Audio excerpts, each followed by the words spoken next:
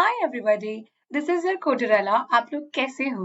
अच्छे ही होगे, और अगर नहीं अच्छे हो तो मेरी वीडियो से अच्छे हो जाओगे, because I am gonna teach you a new topic in machine learning which is ensemble learning.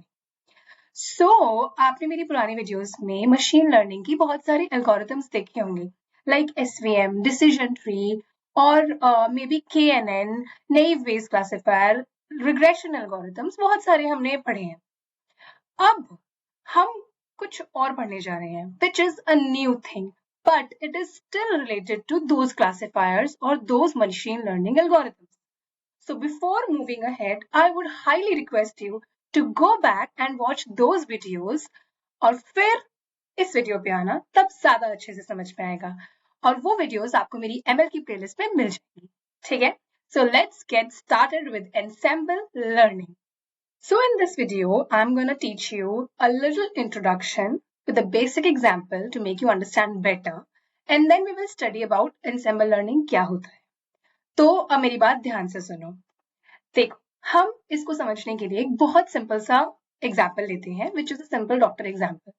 जब आप डॉक्टर के पास जाते हो, आपकी तबीयत खराब हो जाती है, तो आप डॉक्टर के पास जाते हो। Suppose you got a flu, or suppose you got a fever, suppose you got upset stomach, you got something and you don't know what it is, तो आप डॉक्टर के पास जाओगे। अब आप एक ही डॉक्टर के पास जाओगे, या फिर आपको कुछ अगर कंफ्यूजन होगा तो आप 2-3 डॉक्टर से कंसल्ट करोगे फॉर अ मेजर आउटकम।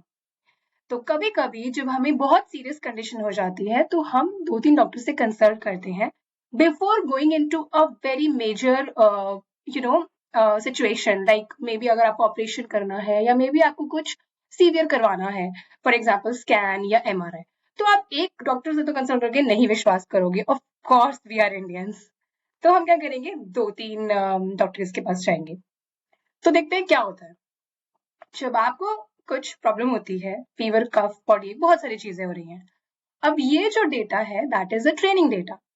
अब इस डेटा के साथ आप गए डॉक्टर्स के पास। पहले वाले डॉक्टर ने बोला कि आपको फ्लू हो रहा है, सेकेंड डॉक्टर ने बोला कि शायद वायरल फीवर हो सकता है, बट आपको कंफ्यूजन होना था बिकॉज दोनों ने अलग अलग बोला। Then you visited another doctor, third doctor, and he said or she said कि भाई इसमें अर्ली स्टेज इन्फेक्शन हो सकता है ऑफ सम काइंड, ठीक है। नाउ अब आप बताओ, आपको क्या लगता है, आपको तीनों में से किसका डिसीजन सही लग रहा है? अब आपको तीनों में से क्या लग रहा है कि कौन से 2 लोग सही बोल रहे हैं, या कौन से तीनों लोग सही बोल रहे हैं, कौन सा 1% सही बोल रहा है? तो हमारी मेंटालिटी क्या होती है कि हम ये देखते हैं मेजोरिटी क्या है, लाइक किन 2 डॉक्टर्स ने सेम बोला था, बिकॉज वी विजिटेड 3 डॉक्टर्स। तो हमने क्या किया, कंबाइन किया, किसको, उनके ओपिनियंस को। 3 डॉक्टर्स के ओपिनियंस को हमने कंबाइन किया, एंड देन हमने देखा कि फ्लू को, इन्फेक्शन को 2 डॉक्टर्स ने बोला है, 2 वोट्स आए हैं फ्लू को, एंड वायरल फीवर को 1 वोट आया है। तो नाउ वी आर श्योर कि हमें इन्फेक्शन हुआ है। समझ रहे हो? तो हमारा फाइनल डिसीजन किस पर डिपेंड कर रहा है, वोटिंग पे। 2 लोगों ने ज्यादा बोला था इसलिए। तो ये हो गई मेजोरिटी वोटिंग, बिकॉज मेजोरिटी पे गए हम। तो क्या आपको लगता नहीं है कि 1 से पूछना और 3 से पूछना ज्यादा बेटर है?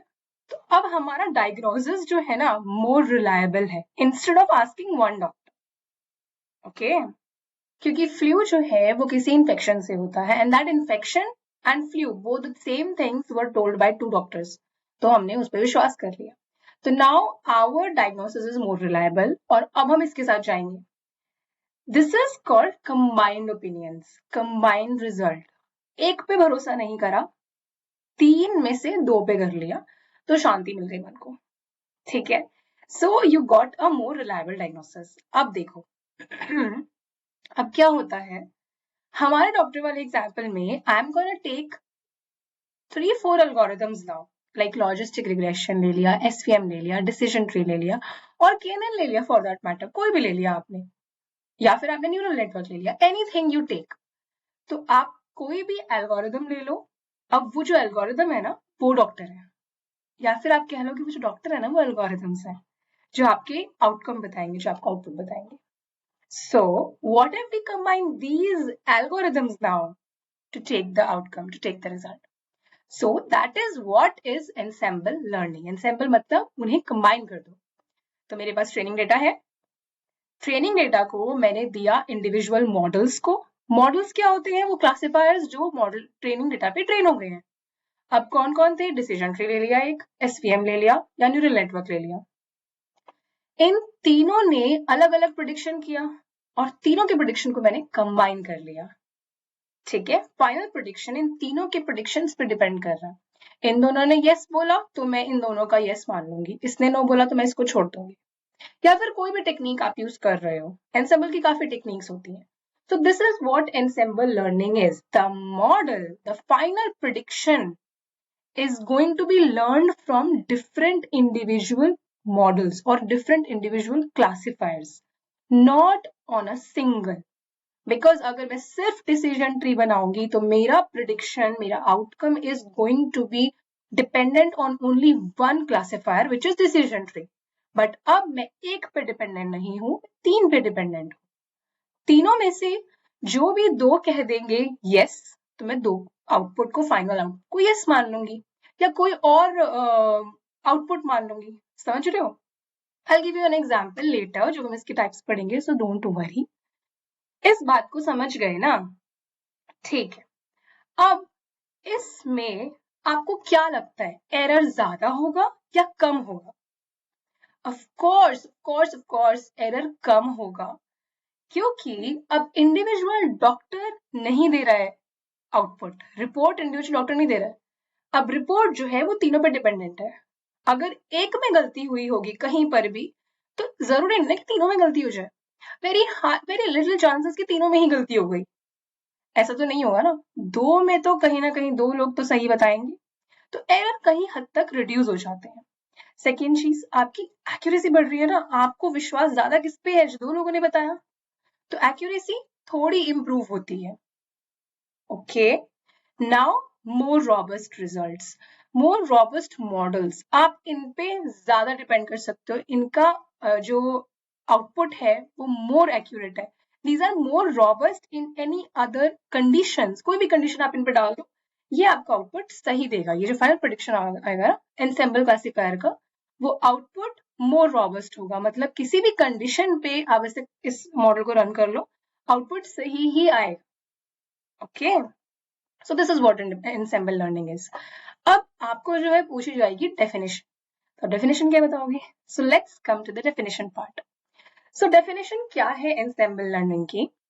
Ensemble learning is a technique in machine learning. याद रखना, it is a part of machine learning. क्यों? क्योंकि आप यहाँ पे इंडिविजुअल क्लासिफायर्स यूज कर रहे हो, मशीन लर्निंग वाले कर रहे हो. एसवीएम, लॉजिस्टिक, KNN, नई पेज. समझ रहे हो? अब ensemble learning is a technique in machine learning where multiple models, कौन से मॉडल्स? जो हमने पढ़े थे क्लासिफायर्स. मल्टीपल मॉडल्स जिनको आप वीक लर्नर्स भी कहते हो. वीक लर्नर्स क्यों? क्योंकि उनका प्रिडिक्शन शायद कमजोर हो सकता है, बट उन सबका मिला के प्रिडिक्शन कमजोर नहीं होगा. So those individual classifiers were weak learners, और we can also say base learners. Final prediction नहीं दे रहे हैं वो सिर्फ अपना अपना आउटपुट दे रहे हैं. फाइनल प्रेडिक्शन तो मैं मेजॉरिटी वोटिंग से आइडेंटिफाई कर रही हूँ. फाइनल प्रेडिक्शन में मैं अपना दिमाग लगा रही हूँ. पेशेंट अपना दिमाग लगा रहा है कि अच्छा दोनों ने ये बोला था तो मैं वो मान. समझ रहे हो? तो those are weak learners. So the multiple models, जहाँ पे multiple models often called weak learners are combined to make a stronger, more accurate and robust model. This is what ensemble learning is. ठीक है. अब अगर देखो, आप ये भी समझ रहे होगे कि अब हमारे पास 3 क्लासिफायर यूज कर रहे हैं, बट ये भी ध्यान रखना, आप जो week learners, week classifiers, base classifiers जो यूज कर रहे हो वो सेपरेट क्लासिफायर्स हैं. एनसेम्बल लर्निंग में जो आपका फाइनल प्रेडिक्शन मॉडल बनकर आया है वो एनसेम्बल क्लासिफायर है, वो एनसेम्बल मॉडल है. ठीक है. Now if somebody asks you कौन सा मॉडल लगाया आपने, आप ये नहीं बोलोगे कि मैंने डिसीजन ट्री लगाया था और मैंने एसवीएम लगाया था और मैंने लॉजिस्टिक भी लगाया था, तीनों मिला के लगाए थे. No, you will say I used an ensemble classifier where the weak learners or base learners were decision tree, SVM or something. अब वो मिला के क्या बन गया है? Ensemble classifier. ठीक है. One more thing to add, a single model जो होते हैं जैसे कि डिसीजन ट्री या कोई भी एक क्लासिफायर जो होते हैं, में ओवरफिट और अंडरफिट द डेटा। क्योंकि देखो क्या होता है ना, आपको ओवरफिटिंग अंडरफिटिंग याद है? नहीं याद? तो मेरी वीडियो पे जाओ, उसका लिंक आपको टॉप पे मिल जाएगा। तो वो बहुत इंपॉर्टेंट है, ओवरफिटिंग अंडरफिटिंग बहुत इंपॉर्टेंट है। मुझे पता है कि आपने मेरी सारी वीडियोस देखी हैं, मुझे पता है, लेकिन आप भूल गए होगे ना, एक बार जाके दोबारा देख लो तो ज्यादा चीजें समझ में आएगी ये वाली वीडियो, ठीक है? तो जब अंडरफिटिंग और ओवरफिटिंग होती है तब क्या होता है कि डेटा, ओवरफिटिंग में डेटा बहुत ज्यादा है, मॉडल कंफ्यूज हो रहा है, इररेलेवेंट डेटा भी है। तो सपोज करो जो 3 क्लासिफायर आपने यूज करे या 4 क्लासिफायर आपने यूज करे या 5 क्लासिफायर्स आपने यूज करे एनसेम्बल मॉडल में, डेटा डिवाइड होके जा रहा है, हर एक मॉडल के पास डेटा जा रहा है। तो डेटा डिवाइड होके जब जा रहा है, सारा डेटा नहीं जा रहा है, तो ओवरफिटिंग वाली प्रॉब्लम सॉल्व हो सकती है। समझ रहे हो? हर एक क्लासिफायर के पास थोड़ा थोड़ा डेटा जा रहा है, तो अब जरूरी नहीं है कि हर क्लासिफायर के अंदर ओवरफिटिंग होगी। समझ रहे हो? क्योंकि सारा डेटा नहीं जा पा रहा है सब में। हो सकता है कि एक मॉडल में नॉइस चली जाए, बट 2 मॉडल जो थे उनमें नहीं गई, है ना? तभी तो एक्यूरेसी अच्छी आ रही है उनकी।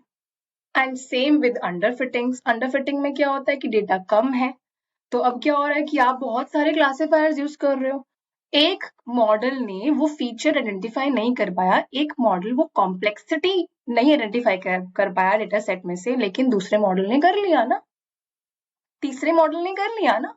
एक डॉक्टर इन्फेक्शन नहीं पता लगा पाया था, दूसरे ने पता लगा लिया। समझ रहे हो? बिकॉज मे बी डेटा बहुत लेस था, बट उसने कॉम्प्लेक्सिटी आइडेंटिफाई कर ली, तो अंडरफिटिंग सॉल्व हो गई, ओवरफिटिंग भी सॉल्व हो गई। सो ये अगर आपका डेटा सेट में है और आप एनसेम्बल यूज करोगे ना, तो आपकी एक्यूरेसी बढ़ जाएगी as compared to single classifier अगर आप यूज करते हो। समझ रहे हो? अगर आपको नहीं समझ में आ रहा ना, तो वीडियो को धीरे धीरे धीरे धीरे दोबारा देखो, ठीक है? तब अच्छे से समझ में आ जाएगा। वैसे तो आ रहा होगा। सो एक पॉइंट और है, मैं छोटी हो जाऊं पहले थोड़ा, कि जब आप बहुत सारे मॉडल्स कंबाइन करते हो, बहुत सारे क्लासिफायर्स कंबाइन करते हो, एनसेम्बल मेथड्स क्या करते हैं? वेरिएंस को इम्प्रूव करते हैं, वेरिएंस बायस को भी इम्प्रूव करते हैं, और आपका मॉडल मोर जनरलाइज्ड बनता है, generalised to different data sets. अगर आप बहुत सारे डेटा सेट्स यूज कर लो, आपने एक डेटा सेट पे एनसेम्बल क्लासिफायर को ट्रेन करा, अब आप दूसरे डेटा सेट पे ट्रेन करो, दूसरे डेटा सेट पे उसको टेस्ट करो, तो एक्यूरेसी जो है ना वो बेटर होगी।